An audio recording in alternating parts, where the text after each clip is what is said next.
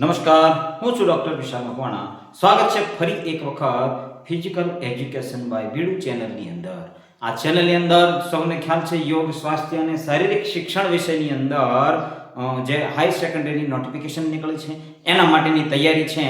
તમે આ વિડીયો જોઈ અને તમે કરી શકો છો, કારણ કે ધોરણ 11 યોગ, સ્વાસ્થ્ય અને પાઠ્ય પુસ્તક છે એને આપણે ચાલુ કરેલું છે અને આ બીજો વિડીયો છે.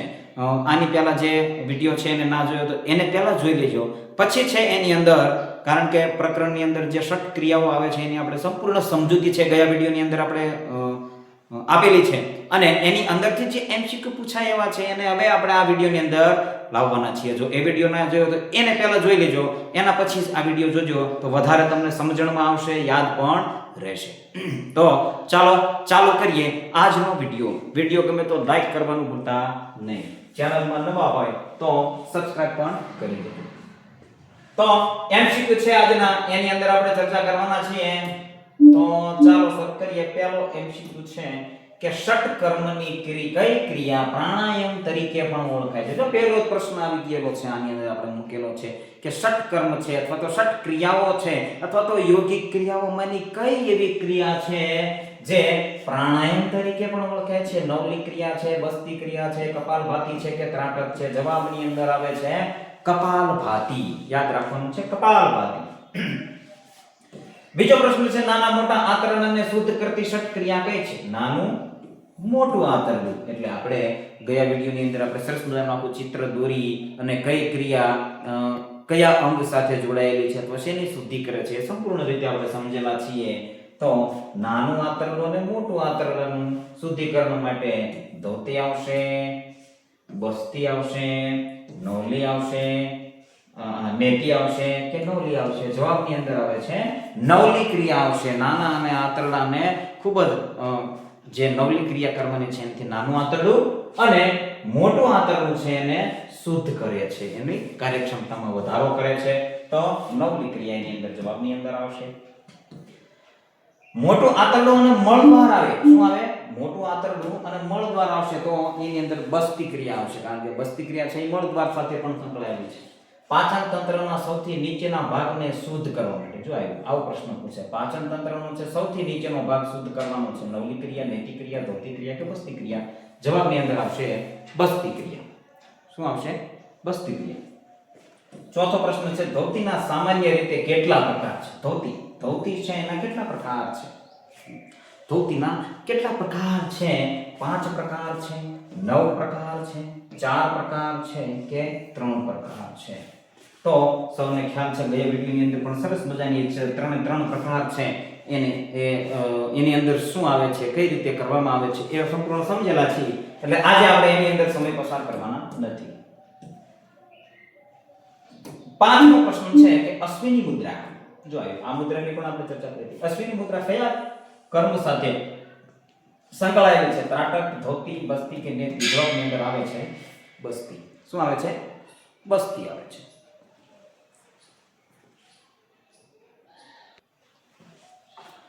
ત્યારબાદનો પ્રશ્ન છે છઠ્ઠો કે બસ્તીના મુખ્ય પ્રકાર કેટલા છે? હવે બસ્તીના કેટલા પ્રકાર છે? આપણા પાઠ્યપુસ્તકની અંદર બસ્તીના 2 પ્રકાર આપવામાં આવેલા છે. 3 નહીં 6 નહીં, કેટલા? 2 પ્રકાર છે. કયા છે એ ગયા વિડીયોની અંદર તમારે જઈને જોવાનું છે કે કયા પ્રકાર છે. 2 પ્રકાર આપેલા છે. એની સાથે સાથે આપણે એક ચર્ચા ગયા વિડીયોની અંદર રહી ગઈ હતી, એનીમાની ચર્ચા કરવાની હતી કે એનીમા શું છે? એનીમા શું છે? તો એનીમા જે છે એ અત્યારના આધુનિક સમયની અંદર એક બસ્તીની એક ક્રિયા છે એવું પણ કહી શકાય. એની અંદર શું છે, એક દંડ અથવા તો પાઇપ લેવામાં આવે છે અને પાઇપ દ્વારા છે એ પમ્પિંગ કરી અને મળદ્વાર દ્વારા પાણી છે એને છોડવામાં આવે છે, એની અંદર મળદ્વારમાં ભરવામાં આવે છે, તો એને એનીમા કહેવામાં આવે છે. તો ખાસ યાદ રાખવું, આપણે જે બસ્તીની 2 ક્રિયાઓ છે એની અંદર આપણે ગુદા દ્વારના સંકોચન દ્વારા જ એ આખી ક્રિયા કરવાની છે. પાણી હોય અથવા તો વાયુ હોય તો એને ભરવા માટે. જો અહીંયા તમને આસન દેખાય છે, આ આસન છે. બસ્તીમાં કયા એક આસનનો ઉપયોગ કરવામાં આવે છે? અહીંયા ચિત્ર દોર્યું છે. પદ્માસન, પવન મુક્તાસન, સુખાસન કે પશ્ચિમોત્તાનાસન? જવાબની અંદર આવે છે પશ્ચિમોત્તાનાસન. જ્યારે શુષ્ક બસ્તી છે એના માટે આ આસન છે એ કરવામાં આવે છે. આઠમો પ્રશ્ન છે જલનેતિના અંતે કયું કર્મ કરવામાં આવે છે? જલનેતિ છે એ કરો છો ને એના અંતે એટલે છેલ્લે આ જલનેતિની ક્રિયા પૂરી થાય છે એના છેલ્લે શું કરવાનું છે? ત્રાટક કરવું જોઈએ, ધોતી કરવી જોઈએ, નવલી કરવી જોઈએ કે કપાલભાતી કરવી જોઈએ? શું કરવું જોઈએ? કપાલભાતી કરવી જોઈએ, કારણ કે જે નાકમાં છે એ રહી ગયેલું પાણી હોય અથવા તો કંઈ પણ એવો કચરો અહીંયા બચી ગયો હોય તો એ છે એ ઉડી અને બહાર આવતો રહે, એટલા માટે કપાલભાતીની ક્રિયા કરવાની છે, સ્ટોક કરવાના છે થોડા ઘણા, તો વધારે ફાયદો થશે.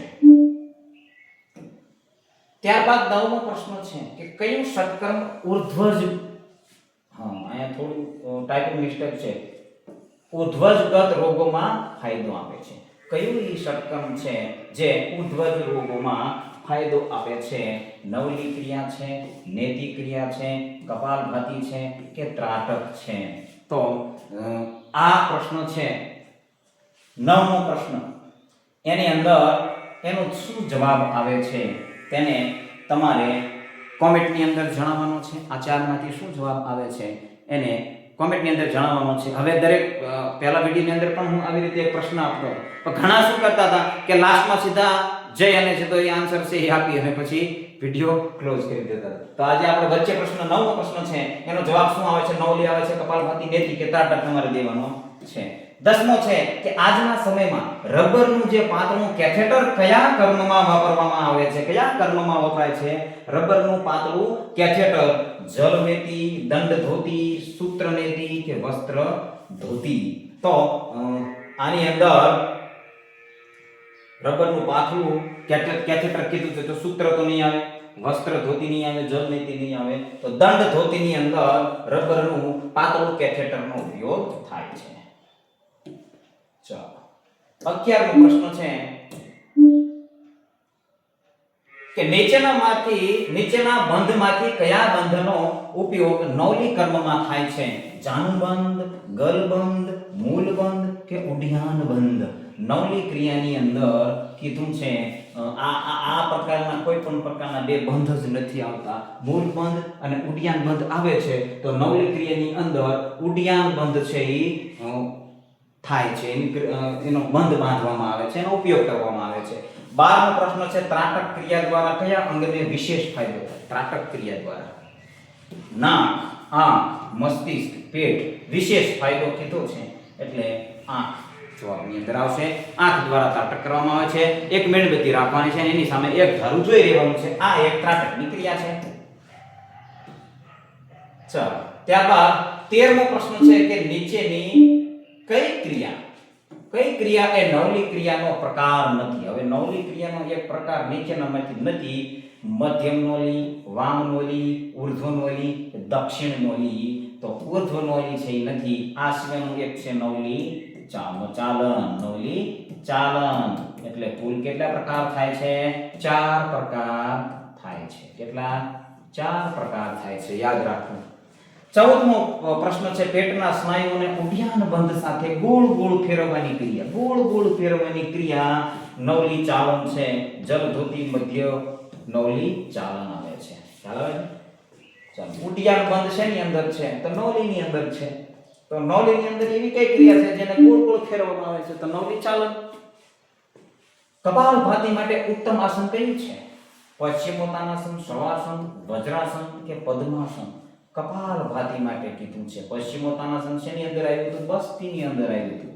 બસ્તીની અંદર બસ્તી ખોટું લખાયું છે. ચલો બસ્તીની અંદર યાદ રાખી લેજો.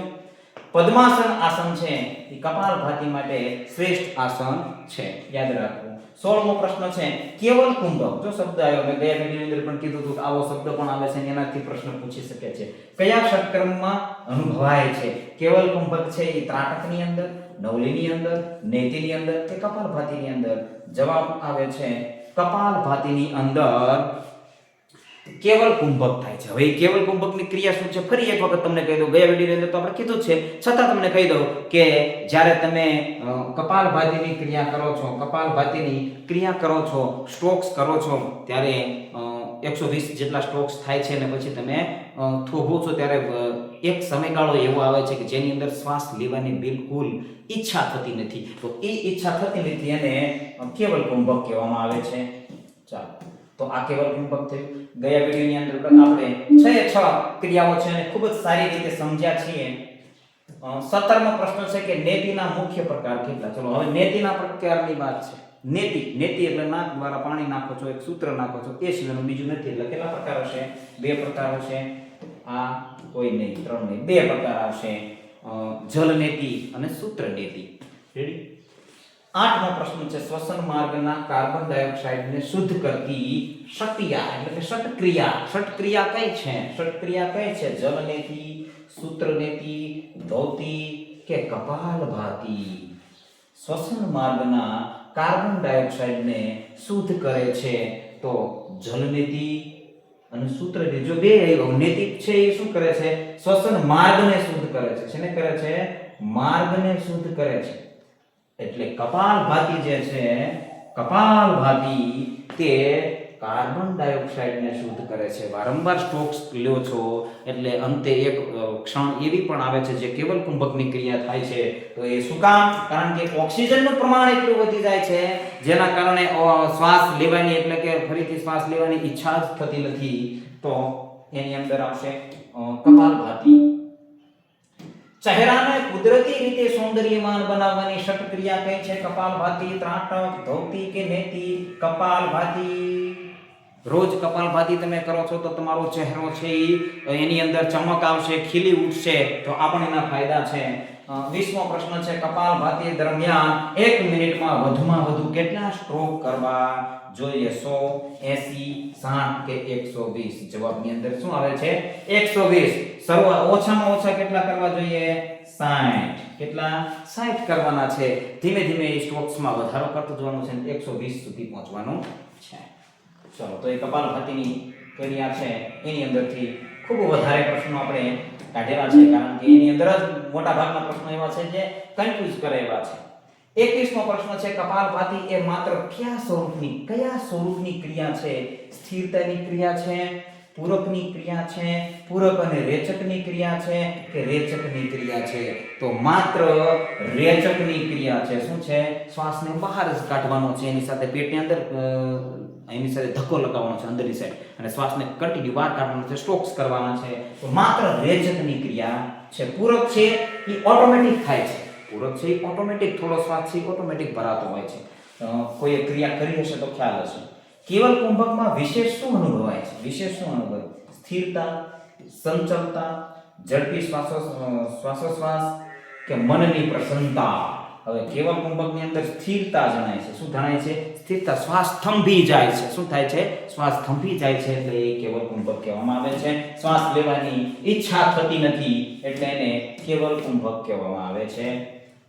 કેવલ કુંભક છે એ કપાલભાતીની અંદર આવે છે, કપાલભાતી સાથે સંકળાયેલું છે એટલે યાદ રાખવાનું છે. 23મો પ્રશ્ન છે ષટકર્મને શાસ્ત્રમાં શા માટે વધુ મહત્વ આપવામાં આવ્યું છે? ષટકર્મને શા માટે મહત્વ આપવામાં આવ્યું છે? તો યમ નિયમ માટે, શરીરને ના બૌદ્ધિક વિકાસ માટે, આસનની સિદ્ધિ માટે, શરીરને પ્રાણાયામ માટે પરિપક્વ બનાવવા માટે. જવાબની અંદર શું આવે છે?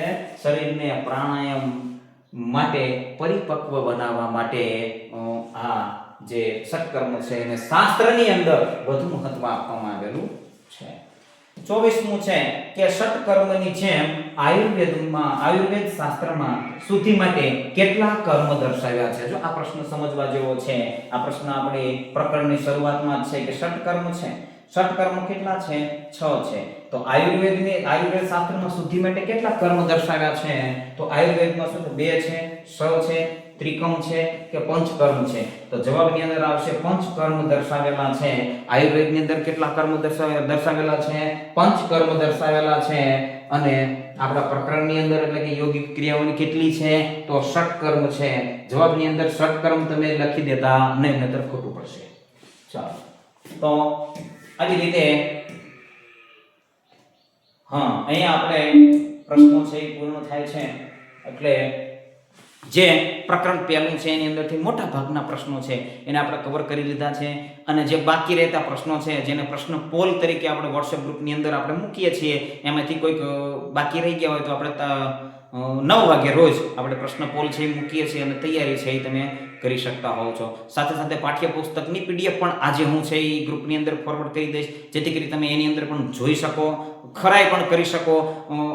કદાચ આની અંદર મારી પણ ક્યાંક ભૂલ હોઈ શકે છે જેને તમે સુધારી શકો, તમે કોમેન્ટ પણ કરી શકો, જેથી કરી દરેકની ભૂલ સુધરે અને વિડીયો છે એ તમે પૂરો જુઓ છો એ પણ મને ખ્યાલ આવે. તો આજના વિડીયોની અંદર બસ આટલું જ. વિડીયો ગમે તો લાઈક જરૂર કરી દેજો, કારણ કે આની પાછળની જે મહેનત છે, જો અત્યારે આ દરેક વસ્તુ છે મારી પોતાની છે નહીં, આ બધું મફતનું છે. શું છે? મફતનું છે. આ જાહેરમાં કહી દઉં છું કે આ બધું મફતનું છે. આ સ્કૂલનું પ્રોપર્ટી છે અને સમય મળે છે ત્યારે હું એની અંદરથી વિડીયો ઉતારું છું. ખ્યાલ આવે છે? તો આવી બધી એની અંદર પ્રોસેસ છે. દરેક વસ્તુ છે એ અત્યારે ફ્રીમાં મળે છે, તો તમને ફ્રીમાં પ્રોવાઈડ કરવાની કોશિશ કરી રહ્યો છું, જ્ઞાન આપવાની કોશિશ કરી રહ્યો છું. અને એના જેવી બાબત છે કે જ્ઞાન છે એ આપો એટલે ઘટતું નથી, વધતું હોય છે. તો હું પણ એની કોશિશ કરી રહ્યો છું. સાથે સાથે હું પણ higher secondary, Tata higher secondary તૈયારી પણ કરું છું. તો આજના વિડીયોની અંદર બસ આટલું જ. વિડીયોને લાઈક જરૂર કરી દેજો. બન્યા રહેજો આ ચેનલની અંદર. જય હિન્દ.